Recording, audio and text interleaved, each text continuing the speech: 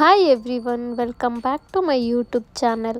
August 15 holiday ಇರೋದ್ರಿಂದ 3 days ನಾವು trip plan ಮಾಡಿದ್ವಿ.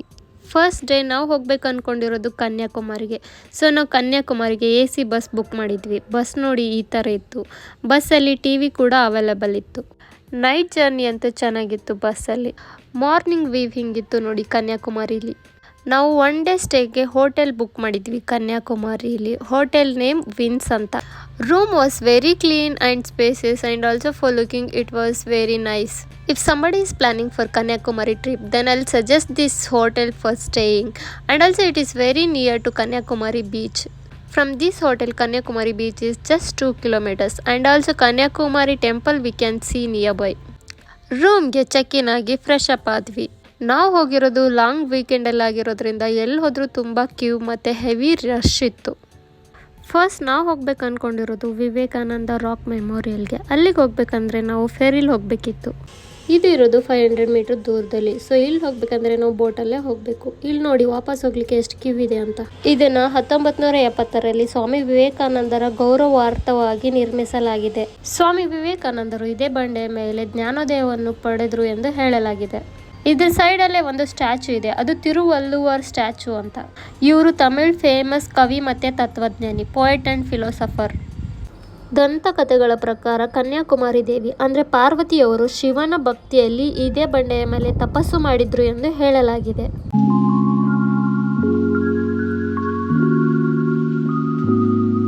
ಆಲ್ಮೋಸ್ಟ್ ಆಫ್ಟರ್ನೂನ್ ಆಗಿತ್ತು. ಸೊ ನಾವು ಹೋದ್ವಿ ಊಟ ಮಾಡಲಿಕ್ಕೆ. ನಾವು ಆರ್ಡರ್ ಮಾಡಿರೋದು ಪನ್ನೀರ್ ಕರಿ ಮತ್ತು ರೋಟಿ. ಊಟ ಆದಮೇಲೆ ನಾವು ಒಟಕೋಟೈ ಫೋರ್ಟ್ ನೋಡೋಕ್ಕೆ ಹೋದ್ವಿ. ಇಂಡಿಪೆಂಡೆನ್ಸ್ ಡೇ ಇರೋದ್ರಿಂದ ಹ್ಯಾಪಿ ಇಂಡಿಪೆಂಡೆನ್ಸ್ ಡೇ ಅಂತ ರಂಗೋಲಿಲಿ ಹಾಕಿದ್ರು. ಆ್ಯಕ್ಚುಲಿ ಫೋರ್ಟ್ ನೋಡೋಕ್ಕಂತೂ ತುಂಬ ಚೆನ್ನಾಗಿತ್ತು.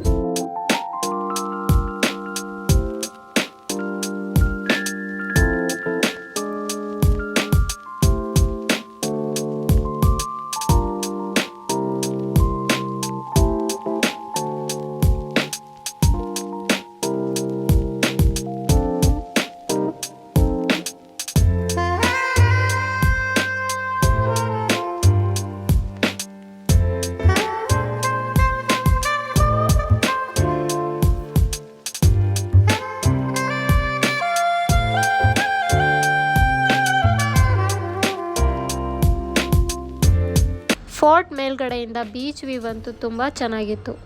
ಬೀಚ್ ತುಂಬ ಕ್ಲೀನಾಗಿತ್ತು.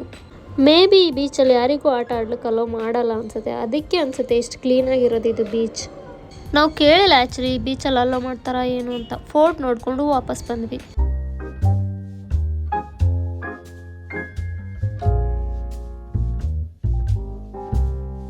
ಆಲ್ಮೋಸ್ಟ್ ಈವ್ನಿಂಗ್ ಆಗಿತ್ತು. ಸೊ ಲಾಸ್ಟ್ಗೆ ಟೆಂಪಲ್ಗೆ ಹೋದ್ವಿ. ಅಲ್ಲೇ ಬೀಚ್ ಇತ್ತು, ಬೀಚ್ಗೂ ಹೋದ್ವಿ.